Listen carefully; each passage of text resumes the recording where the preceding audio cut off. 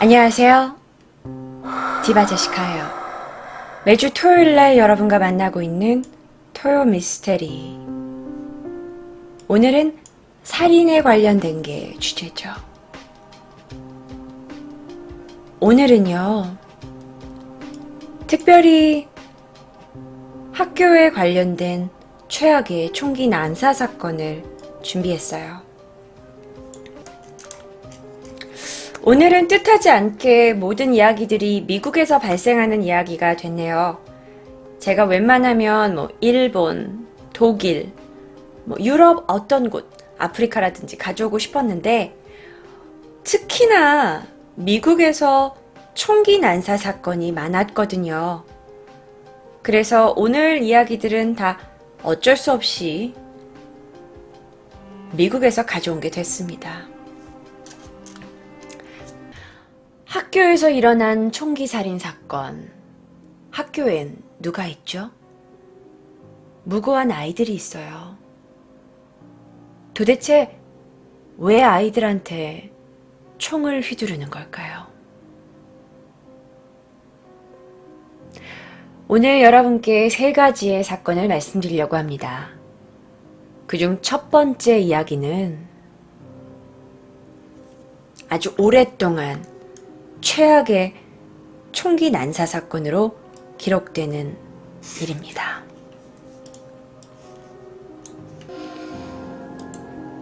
그의 이름은 찰스 위트만. 그는 어떤 느낌이 드나요? 사진을 보면 그렇게 큰 범죄를 저지를 것 같은 사실 범죄상은 아니에요. 그는 미국에서 해병대를 나왔고요. 남부럽지 않게 공부도 해서 대학에도 들어갔고요. 그는 텍사스 유니버시티 공대에 다니고 있었습니다. 그는 어느 날 하루아침에 자신이 다니던 학교에 가서 16명을 죽인 살인마가 됐어요. 그에게 어떤 일이 있었는지 지금부터 시작합니다.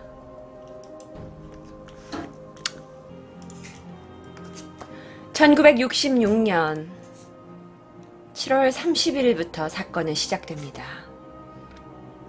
그는 꽤 부유한 가정에서 자랐어요. 그래서 남부럽지 않은 가정에서 자랐고요. 그런데 여기에 특징 하나가 있습니다.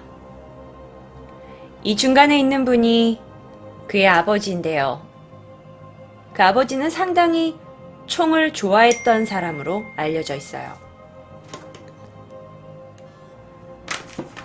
평소에 총과 사냥에 굉장히 관심이 많았는데요. 그러다 보니까 그의 아들도 그 영향을 받고 총과 또 사냥에 굉장히 친숙하게 자라나게 됩니다. 고등학교를 졸업했습니다. 고등학교 졸업 성적도 상당히 높아요. 그리고 그는 해병대에 지원했고요. 해병대에서의 기록을 봤더니 명사수였어요. 누가 봐도 이 친구는 총 쏘는 데 있어서 소질이 있었던 것 같습니다.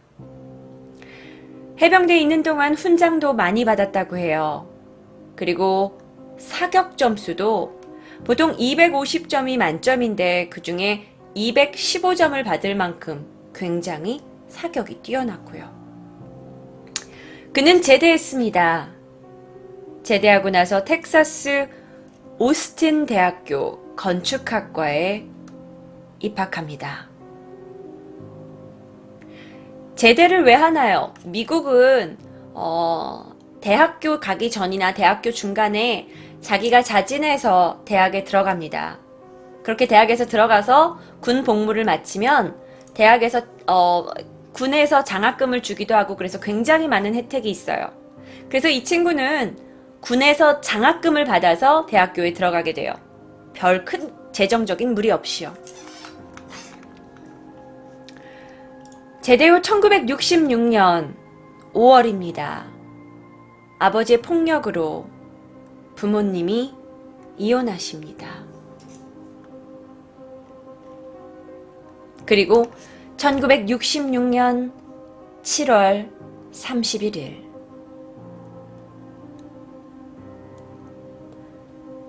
그는 새벽 자신의 어머니 집으로 갑니다. 그리고 어머니를 칼로 찍어 죽입니다.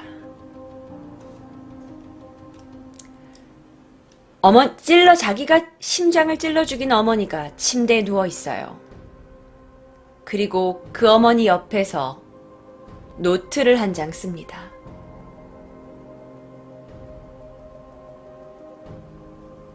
그 노트에는 영어로 적혀 있었어요. 이렇게 말입니다. 난 방금 내 어머니를 죽였습니다. 난 정말 화가 납니다. 하지만 그녀는 천국에 갔을 거예요. 엄마를 사랑합니다. 그리고 그는 자신의 집으로 돌아갑니다. 자신의 집으로 돌아가서 그 시간 곤히 자고 있던 자신의 와이프를 또다시 칼로 찔러 죽입니다.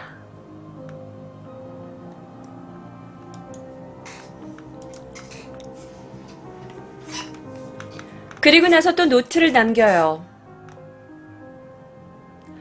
내 와이프를 죽였습니다. 그녀가 고통이 없게 하려고 빠르게 죽였어요.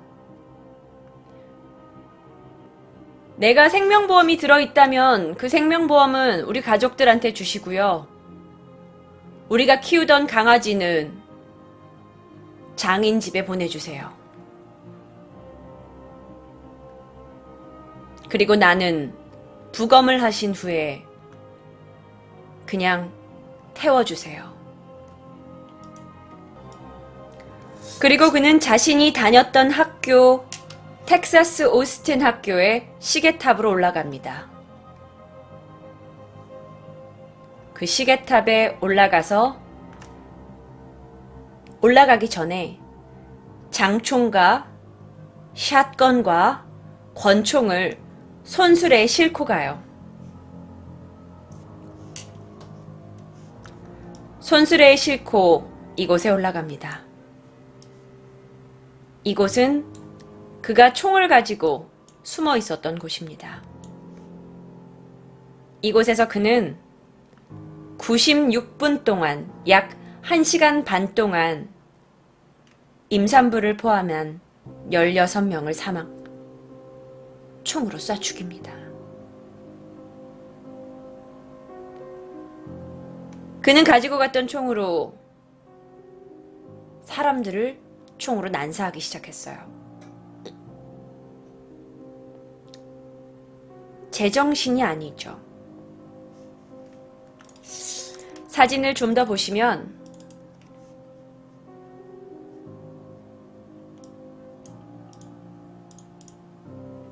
사진을 좀 더 제가 보여드릴게요. 이곳이 시계탑입니다. 시계탑에서 그는 사람들을 무작위로 조준했고 사람들을 쏴서 죽입니다. 세모 표시가 있는 곳이 죽은 사람들이 발견된 곳이고 X 표시가 있는 곳이 부상을 입은 사람들이 발견된 곳이에요.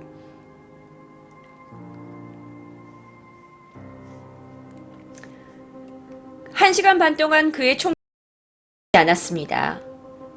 시계탑에 올라가서 그를 저지하려던 사람들도 시계탑에 올라가자마자 총을 맞아 죽었고요. 수많은 무고한 사람들, 평소에 이 사람을 한 번도 만난 적이 없는, 심지어 임신한 여자까지 죽었어요.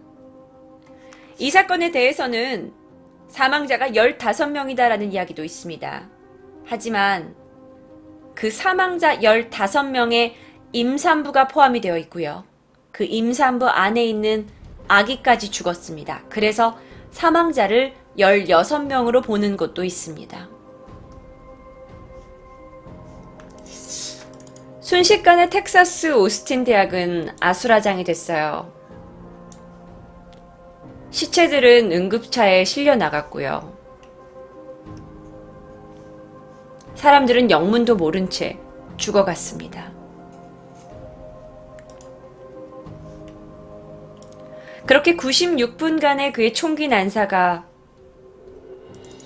막을 내리고 그는 경찰의 총에 맞아 죽습니다. 근데 그렇다면 그는 왜 총기를 난사했던 걸까요? 왜 총기를 난사했던 걸까요? 그는 이렇게 단란한 가정의 아들이었고요. 이 가운데 이렇게 손을 깍지를 끼고 있는 이 사람이 바로 저 찰스 휘트먼이란 사람의 어렸을 적 모습인데, 범죄학자들이 그의 죽음이 당해보니까, 그가 죽어버리니까 도저히 얘가 왜 총기 난사를 저질렀는지 알 수 없는 거예요. 그래서 그의 인생을 뒤돌아봅니다. 그는 주변인들의 증언에 따르면요, 평소 성격이 굉장히 온순했다고 해요. 남한테 허세를 떨거나 그런 스타일도 아니었나 봐요. 굉장히 소탈하고 또 주변 사람한테 재미있는 농담도 그렇게 많이 했대요. 아이들을 좋아하는 성격이었고, 게다가 누구한테나 상냥한 사람이라고 주변인들이 말합니다. 쉽게 얘기하면 아주 전형적인 모범 미국 청년이었던 거죠. 그런데 범죄학자들이 생각하는 유일한 이상한 점은 그가 굉장히 엄격한 가정에서 자랐다는 겁니다. 엄격한 가정에서 자라다 보면 그 억눌린 어떤 스트레스가 있을 수 있죠. 실제로 이 사람이 유서를 남겼는데요. 그 자신의 엄마와 자신의 와이프를 죽이고 나서 봤던 유서에서 보면 자신을 체벌했던 아버지에 대한 분노와 증오가 들어있었다고 해요. 그리고 나서 거기에 문맥상으로 아버지에게는 또 다른 유서를 보낸 것으로 추정되는데요. 중요한 건 이 사람이 죽고 나서 이 사람의 아버지가 그 유서를 공개하지 않았습니다. 그래서 16명을 텍사스 오스틴 대학 시계탑에서 총기를 난사해서 살인한 이 찰스 위트만의 살해 동기는 아직도 아무도 모릅니다.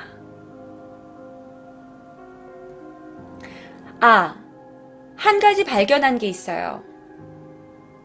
나중에 경찰이 이 찰스 위트먼의 몸을 해부했는데요. 그의 머리에서 종양이 발견됐습니다. 그의 머리에 있던 뇌종양. 과연 그는 그 종양 때문에 이 무자비한 일을 저질렀던 걸까요?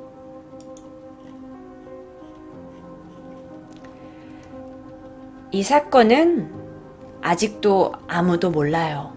왜 그가 자신의 어머니, 자신의 부인, 그리고 무고한 사람들을 죽였는지는.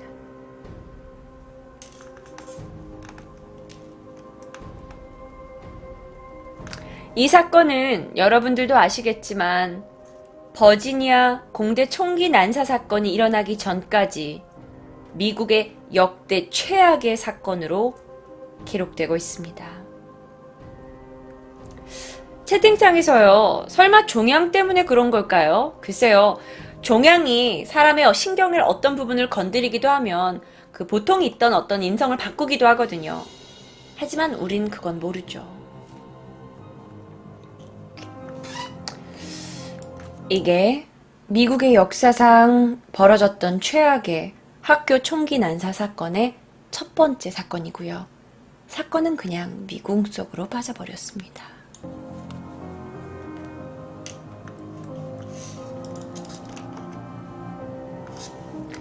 아주 재미있는 우연의 일치가 있었대요. 아까 그에게 가족들이 있었던 거 기억나시죠? 이 중에 한 남동생은 형이 죽고 나서 몇 년 후에 누군가에게 살해당합니다.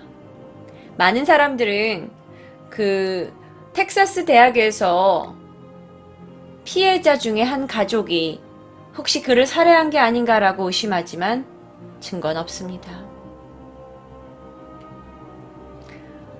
와이프하고 부인을 포함해서 16명이에요. 이게 오늘 첫 번째 이야기였습니다.